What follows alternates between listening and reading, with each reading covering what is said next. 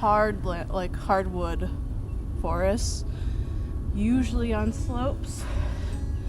And that seems to get me good spots. We got some ramps here. Wow.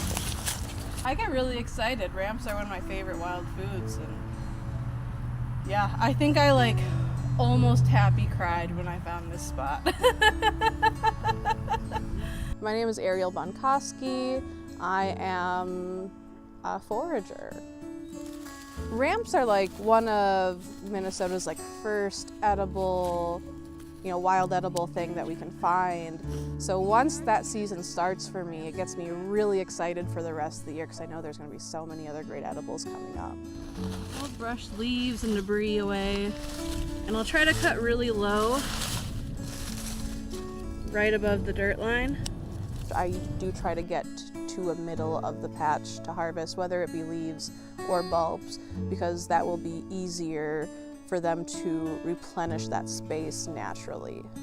So the thing with sustainable harvesting of ramps, because they are basically a wild onion, a lot of people want to pick the bulbs, which, yes, they are delicious, but if you pick that bulb, that plant is no longer growing. That is it for that plant. It ends up hurting a lot of patches.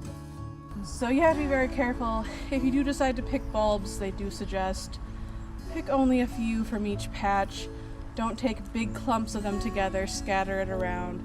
And then when they do go to seed, come back and help spread the seeds. That's what I do. I forage for ramps probably a couple times a week when they're really in season. Oh, let's pick up some ramps before we hit the grocery store, then we can figure out at the grocery store what we're gonna have for dinner, and I love doing that. That's one of my favorite things to do in the spring. I mean, honestly, I'll put them into my eggs, I'll put them with my asparagus. I've actually made a stuffed meatloaf with ramps in them that was very good. Any pasta, I put them into nearly any hot dishes I make, or shepherd's pies. Any time that you can use onion and garlic, you can use ramps for. And they're so good. Very garlicky onion flavor. Your breath will definitely smell like it for a long time afterwards, though.